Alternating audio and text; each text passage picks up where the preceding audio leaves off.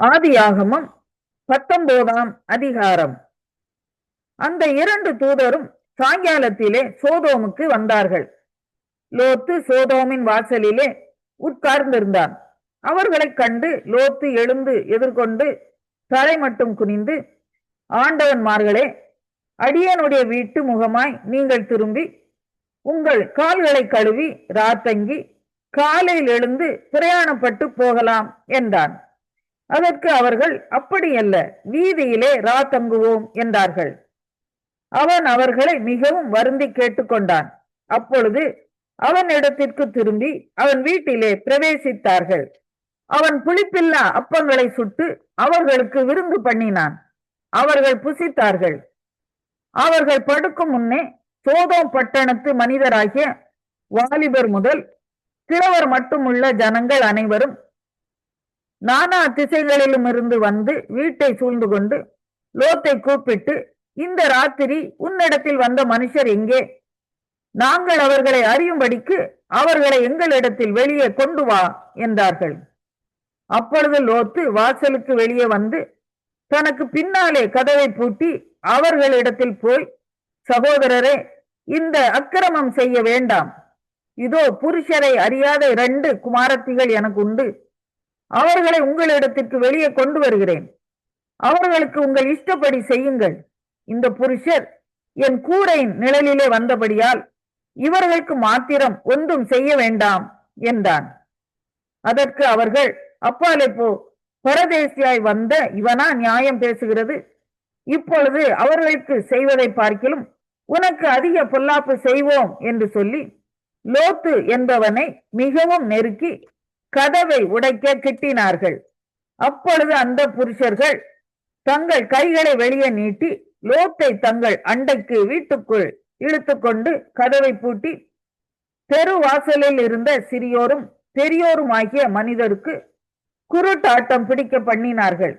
அப்பொழுது அவர்கள் வாசலை தேடி தேடி அலுத்து போனார்கள். பின்பு அந்த புருஷர் லோத்தை நோக்கி, இவ்விடத்தில் இன்னும் உனக்கு யார் இருக்கிறார்கள்? மருமகனாவது உன் குமாரராவது உன் குமாரத்திகளாவது பட்டணத்தில் உனக்குரிய எவர்களாவது இருந்தால் அவர்களை இந்த ஸ்தலத்திலிருந்து வெளியே அழைத்து கொண்டு போ. நாங்கள் இந்த ஸ்தலத்தை அழிக்கப் போகிறோம். இவர்கள் கூக்குரல் கர்த்தருடைய சமூகத்தில் பெரிதாய் இருக்கிறது. இதை அழிக்க கர்த்தர் எங்களை அனுப்பினார் என்றார்கள். அப்பொழுது லோத்து புறப்பட்டு தன் குமாரத்திகளை விவாகம் பண்ண போகிற தன் மருமக்கள் மாரோடே பேசி, நீங்கள் எழுந்து இந்த ஸ்தலத்தை விட்டு புறப்படுங்கள். கர்த்தர் இந்த பட்டணத்தை அழிக்கப் போகிறார் என்றான். அவனுடைய மருமக்கள் மாரின் பார்வைக்கு அவன் பரியாசம் பண்ணுகிறதாக கண்டது. கிழக்கு வெளுக்கும் போது அந்த தூதர் லோத்தை நோக்கி, பட்டணத்திற்கு வரும் தண்டனையில் நீ அழியாதபடிக்கு எழுந்து உன் மனைவியையும் இங்கே இருக்கிற உன் 2 குமாரத்திகளையும் அழைத்து கொண்டு போ என்று சொல்லி அவனை துரிதப்படுத்தினார்கள். அவன் தாமதித்துக் கொண்டிருக்கும் போது கர்த்தர் அவன் மேல் வைத்த இரக்கத்தினாலே அந்த புருஷர் அவன் கையையும் அவன் மனைவியின் கையையும் அவன் 2 குமாரத்திகளின் கையையும் பிடித்து அவனை பட்டணத்திற்கு வெளியே கொண்டு போய் விட்டார்கள். அவர்களை வெளியே கொண்டு போய் விட்ட பின்பு அவர், உன் ஜீவன் தப்ப ஓடிப்போ, பின்னிட்டு பாராதே, இந்த சமபூமியில் எங்கும் நில்லாதே, நீ அழியாதபடிக்கு மலைக்கு ஓடிப்போ என்றார். அதற்கு லோத்து, அப்படியல்ல ஆண்டவரே, உமது கண்களில் உமது அடியனுக்கு கிருபை கிடைத்ததே. என் பிராணனை காக்க தேவரீர் எனக்கு செய்த கிருபையை பெரிதாக விளங்க பண்ணினீர். மலைக்கு ஓடிப்போக என்னால் முடியாது. தீங்கு என்னை தொடரும். நான் மரித்து போவேன். அதோ அந்த ஊர் இருக்கிறதே, நான் அதற்கு ஓடி போகத்தக்கதாய் அது கிட்ட இருக்கிறது, சின்னதுமாய் இருக்கிறது. என் பிராணன் பிழைக்க நான் அங்கே ஓடி போகட்டும், அது சின்ன ஊர்தானே என்றான். அதற்கு அவர், நீ கேட்டுக்கொண்ட ஊரை நான் கவிழ்த்து போடாதபடிக்கு இந்த விஷயத்திலும் உனக்கு அனுக்கிரகம் பண்ணினேன். தீவிரமாய் அங்கே ஓடி தப்பித்துக்கொள். நீ அங்கே போய் சேரு மட்டும் நான் ஒன்றும் செய்யக்கூடாது என்றார். ஆகையால் அந்த ஊர் சோவார் எண்ணப்பட்டது. லோத்து சோவாருக்குள் வரும்போது பூமியின் மேல் சூரியன் உதித்தது. அப்பொழுது கர்த்தர் சோதோமின் மேலும் கொமோராவின் மேலும் கர்த்தராலே வானத்திலிருந்து கந்தகத்தையும் அக்கினியையும் வருஷிக்க பண்ணி அந்த பட்டணங்களையும் அந்த சமபூமி அனைத்தையும் அந்த பட்டணங்களின் எல்லா குடிகளையும் பூமியின் பயிரையும் அழித்து போட்டார். அவன் மனைவியோ பின்னிட்டு பார்த்து உப்பு தூண் ஆனாள். விடிய காலத்தில் ஆபிரகாம் எழுந்து தான் கர்த்தருக்கு முன்பாக நின்ற இடத்திற்கு போய் சோதோம் கொமோரா பட்டணங்களின் திசையையும் சமபூமியாகிய தேசம் முழுவதையும் நோக்கி பார்த்தான். அந்த பூமியின் புகை சூளையின் புகையைப் போல எழும்பிற்று. தேவன் அந்த சமபூமியின் பட்டணங்களை அழிக்கும் போது தேவன் ஆபிரகாமை நினைத்து லோத்து குடியிருந்த பட்டணங்களை தாம் கவிழ்த்து போடுகையில் லோத்தை அந்த அழிவின் நடுவிலிருந்து தப்பி போகும்படி அனுப்பிவிட்டார். பின்பு லோத்து சோவாரிலே குடியிருக்க பயந்து சோவாரை விட்டு போய் அவனும் அவனோட கூட அவனுடைய 2 குமாரத்திகளும் மலையிலே வாசம் பண்ணினார்கள். அங்கே அவனும் அவனுடைய 2 குமாரத்திகளும் ஒரு கதியிலே குடியிருந்தார்கள். அப்பொழுது மூத்தவள் இளையவளை பார்த்து, நம்முடைய தகப்பன் முதிர் வயதானார், பூமி எங்கும் நடக்கிற முறைமையின்படியே நம்மோட சேர பூமியிலே ஒரு புருஷனும் இல்லை. நம்முடைய தகப்பனால் சந்ததி உண்டாகும்படிக்கு அவருக்கு மதுவை குடிக்க கொடுத்து அவரோடு சயனிப்போம் வா என்றாள். அப்படியே அன்று இரவிலே தங்கள் தகப்பனுக்கு மதுவை குடிக்க கொடுத்தார்கள். மூத்தவள் போய் தன் தகப்பனோடே சயனித்தாள். அவள் சயனித்ததையும் எழுந்திருந்ததையும் அவன் உணராதிருந்தான். மறுநாளிலே மூத்தவள் இளையவளை பார்த்து, நேற்று ராத்திரி நான் தகப்பனோடே சயனித்தேன், இன்று ராத்திரியும் மதுவை குடிக்க கொடுப்போம், நம்முடைய தகப்பனால் சந்ததி உண்டாகும்படி நீ போய் அவர்களுடைய சயனி என்றாள். அப்படியே அன்று ராத்திரியிலும் தங்கள் தகப்பனுக்கு மதுவை குடிக்க கொடுத்தார்கள். அப்பொழுது இளையவள் எழுந்து போய் அவர்களுடைய சயனித்தாள். அவள் சயனித்ததையும் எழுந்திருந்ததையும் அவன் உணராதிருந்தான். இவ்விதமாய் லோத்தின் குமாரத்திகள் இருவரும் தங்கள் தகப்பனாலே கர்ப்பவதி யானார்கள். மூத்தவள் ஒரு குமாரனை பெற்று அவனுக்கு மோவாப் என்று பெயரிட்டாள். அவன் இந்நாள் வரைக்கும் இருக்கிற மோவாபியருக்கு தகப்பன். இளையவளும் ஒரு குமாரனை பெற்று அவனுக்கு பென்னமி என்று பெயரிட்டாள். அவன் இந்நாள் வரை 22ஆம் சங்கீதம். அகிலேட் ஷஹார் என்னும் ராகத்தில் பாடி ராகத் தலைவனுக்கு ஒப்புவிக்கப்பட்ட தாவீதின் சங்கீதம். என் தேவனே, என் தேவனே, ஏன் என்னை கைவிட்டீர்?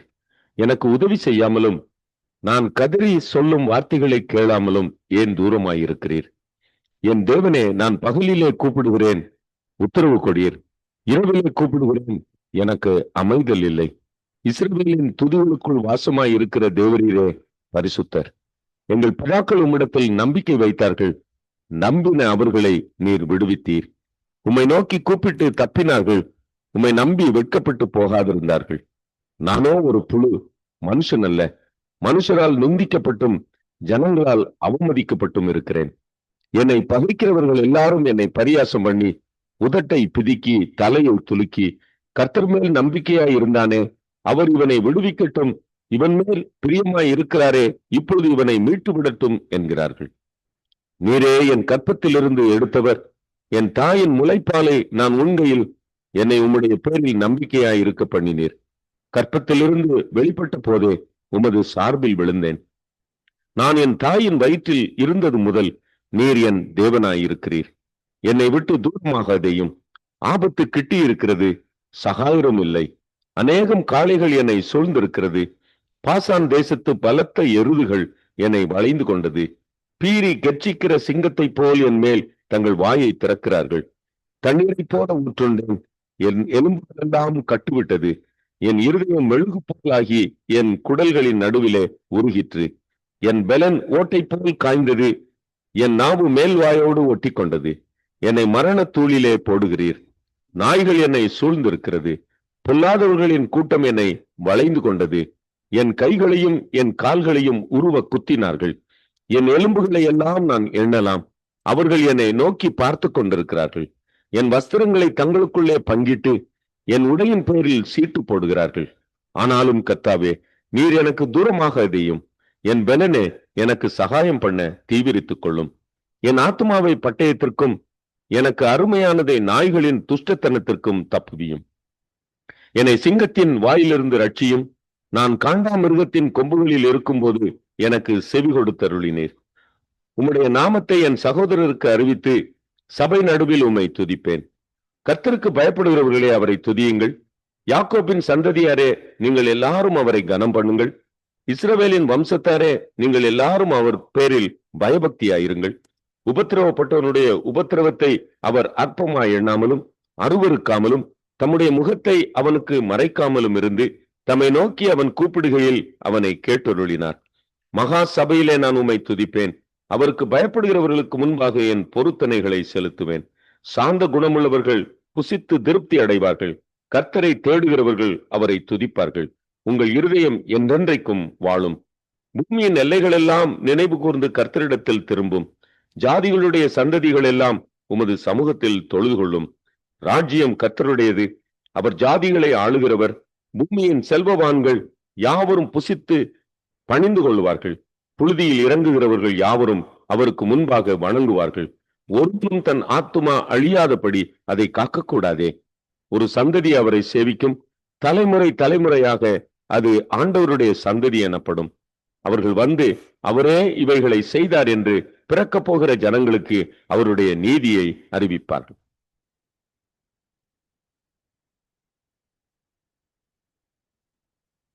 மத்தேயு 12ஆம் அதிகாரம். அக்காலத்திலே இயேசு ஓய்வு நாளில் பயிர் வழியே போனார். அவருடைய சீஷர்கள் பசியாயிருந்து கதிர்களை கொய்து தின்னத் தொடங்கினார்கள். பரிசேயர் அதை கண்டு அவரை நோக்கி, இதோ ஓய்வு நாளில் செய்யத்தகாததை உம்முடைய சீஷர்கள் செய்கிறார்களே என்றார்கள். அதற்கு அவர், தாவீதும் அவனோடு இருந்தவர்களும் பசியாயிருந்த போது செய்ததை நீங்கள் வாசிக்கவில்லையா? அவன் தேவனுடைய வீட்டில் பிரவேசித்து ஆசாரியர் தவிர வேறொருவரும் புசிக்கத்தகாத தேவ சமூகத்து அப்பங்களை தானும் தன்னோடு இருந்தவர்களும் புசித்தார்களே. அன்றியும் ஓய்வு நாட்களில் ஆசாரியர்கள் தேவாலயத்தில் ஓய்ந்திராமல் ஓய்வு நாளை வேலை நாளாக்கினாலும் குற்றமில்லாதிருக்கிறார்கள் என்று நீங்கள் வேதத்தில் வாசிக்கவில்லையா? தேவாலயத்திலும் பெரியவர் இங்கே இருக்கிறார் என்று உங்களுக்கு சொல்லுகிறேன். பலியை அல்ல, இரக்கத்தையே விரும்புகிறேன் என்பதின் கருத்து இன்னதென்று அறிந்தீர்களானால் குற்றமில்லாதவர்களை நீங்கள் குற்றப்படுத்த மாட்டீர்கள். மனுஷகுமாரன் ஓய்வு நாளுக்கும் ஆண்டவராய் இருக்கிறார் என்றார். அவர் அவ்விடமிட்டு போய் அவர்களுடைய ஜெப ஆலயத்தில் பிரவேசித்தார். அங்கே சூமென கையை உடைய மனுஷன் ஒருவன் இருந்தான். அப்பொழுது அவர் மேல் குற்றம் சாட்டும்படிக்கு ஓய்வு நாளில் சொஸ்தமாக்குகிறது நியாயமா என்று கேட்டார்கள். அதற்கு அவர், உங்களில் எந்த மனுஷனுக்காகிலும் ஆடு இருந்து அது ஓய்வு நாளில் குழியிலே விழுந்தால் அதை பிடித்து தூக்கிவிட மாட்டானோ? அதை பார்க்கிலும் மனுஷனானவன் எவ்வளவோ விசேஷித்திருக்கிறான். ஆதலால் ஓய்வு நாளிலே நன்மை செய்வது நியாயம்தான் என்று சொன்னார். பின்பு அந்த மனுஷனை நோக்கி, உன் கையை நீட்டு என்றார். அவன் நீட்டினான். அது மறு கையை போல் சொஸ்தமாயிற்று. அப்பொழுது பரிசேயர் வெளியே போய் அவரை கொலை செய்யும்படி அவருக்கு விரோதமாய் ஆலோசனை பண்ணினார்கள். இயேசு அதை அறிந்து அவ்விடம் விட்டு விலகி போனார். திரளான ஜனங்கள் அவருக்கு பின் சென்றார்கள். அவர்கள் எல்லாரையும் அவர் சொஸ்தமாக்கி தம்மை பிரசித்தம் பண்ணாதபடி அவர்களுக்கு கண்டிப்பாய் கட்டளையிட்டார். ஏசாயா தீர்க்கதரிசியால் உரைக்கப்பட்டது நிறைவேறும்படி இப்படி நடந்தது. அவன் உரைத்ததாவது, இதோ நான் தெரிந்து கொண்ட என்னுடைய தாசன், என் ஆத்மாவுக்கு பிரியமாய் இருக்கிற என்னுடைய நேசன், என் ஆவியை அவர் மேல் அமர பண்ணுவேன். அவர் புறஜாதியாருக்கு நியாயத்தை அறிவிப்பார். வாக்குவாதம் செய்யவும் மாட்டார், கூக்குரலிடவும் மாட்டார். அவருடைய சத்தத்தை ஒருவனும் வீதிகளில் கேட்பதும் இல்லை. அவர் நியாயத்திற்கு ஜெயம் கிடைக்க பண்ணுகிற வரைக்கும் நெறிந்த நாணலை முறிக்காமலும் மங்கி எரிகிற திரியை அணைக்காமலும் இருப்பார். அவருடைய நாமத்தின் மேல் புறஜாதியார் நம்பிக்கையாய் இருப்பார்கள் என்பதே. அப்பொழுது பிசாசு பிடித்த குருடும் ஊமையுமான ஒருவன் அவரிடத்தில் கொண்டு வரப்பட்டான். குருடும் ஊமையுமானவன் அவனை சொத்தமாக்கினார். ஜனங்கள் எல்லாரும் ஆச்சரியப்பட்டு, தாவீதின் குமாரன் இவர்தானோ என்றார்கள். பரிசேயர் அதை கேட்டு, இவன் பிசாசுகளின் தலைவனாகிய பெயல் செபூலினாலே பிசாசுகளை துரத்துகிறானே அல்லாமல் மற்றபடி அல்ல என்றார்கள். இயேசு அவர்கள் சிந்தனைகளை அறிந்து அவர்களை நோக்கி, தனக்குத்தானே விரோதமாய் பிரிந்திருக்கிற எந்த ராஜ்யமும் பாழாய்ப்போம். தனக்குத்தானே விரோதமாய் பிரிந்திருக்கிற எந்த பட்டணமும் எந்த வீடும் நிலை நிற்க மாட்டாது. சாத்தானை சாத்தான் துரத்தினால் தனக்கு விரோதமாக தானே பிரிவினை செய்கிறதா இருக்குமே. அப்படி செய்தால் அவன் ராஜ்யம் எப்படி நிலை நிற்கும்? நான் பெயல் செபுவினாலே பிசாசுகளை துரத்தினால் உங்கள் பிள்ளைகள் அவைகளை யாராலே துரத்துகிறார்கள்? அப்படியால் அவர்களே உங்களை நியாயம் தீர்க்கிறவர்களாயிருப்பார்கள். நான் தேவனுடைய ஆவியினாலே பிசாசுகளை துரத்துகிறபடியால் தேவனுடைய ராஜ்யம் உங்களிடத்தில் வந்திருக்கிறதே. அன்றையும் பலவானை முந்தி கட்டினால் ஒழிய பலவானுடைய வீட்டுக்குள் ஒருவன் புகுந்து அவன் உடைமைகளை எப்படி கொள்ளையிடக்கூடும்? கட்டினானேயாகி அவன் வீட்டை கொள்ளையிடலாம். என்னோட இராதவன் எனக்கு விரோதியாயிருக்கிறான், என்னோட சேர்க்காதவன் சிதறடிக்கிறான். ஆதலால் நான் உங்களுக்கு சொல்லுகிறேன், எந்த பாவமும் எந்த தூஷணமும் மனுஷருக்கு மன்னிக்கப்படும், ஆவியானவருக்கு விரோதமான தூஷணமோ மனுஷருக்கு மன்னிக்கப்படுவதில்லை. எவனாகிலும் மனுஷகுமாரனுக்கு விரோதமான வார்த்தை சொன்னால் அது அவனுக்கு மன்னிக்கப்படும். எவனாகிலும் பரிசுத்த ஆவிக்கு விரோதமாக பேசினால் அது இம்மையிலும் மறுமையிலும் அவனுக்கு மன்னிக்கப்படுவதில்லை. மனம் நல்லதென்றால் அதன் கனியும் நல்லதென்று சொல்லுங்கள், மனம் கெட்டதென்றால் அதன் கனியும் கெட்டதென்று சொல்லுங்கள். மனமானது அதன் கனியினால் அறியப்படும். சிறியன் பாம்பு குட்டிகளே, நீங்கள் பொல்லாதவர்களாயிருக்க நலமானவைகளை எப்படி பேசுவீர்கள்? இருதயத்தின் நிறைவினால் வாய் பேசும். நல்ல மனுஷன் இருதயமாகிய நல்ல பொக்கிஷத்திலிருந்து நல்லவைகளை எடுத்து காட்டுகிறான். பொல்லாத மனுஷன் பொல்லாத பொக்கிஷத்திலிருந்து பொல்லாதவைகளை எடுத்து காட்டுகிறான். மனுஷர் பேசும் வீணான வார்த்தைகள் யாவையும் குறித்து நியாய தீர்ப்பு நாளிலே கணக்கு ஒப்புவிக்க வேண்டும் என்று உங்களுக்கு சொல்லுகிறேன். ஏனெனில் உன் வார்த்தைகளினாலே நீதிமான் என்று தீர்க்கப்படுவாய், அல்லது உன் வார்த்தைகளினாலே குற்றவாளி என்று தீர்க்கப்படுவாய் என்றார்.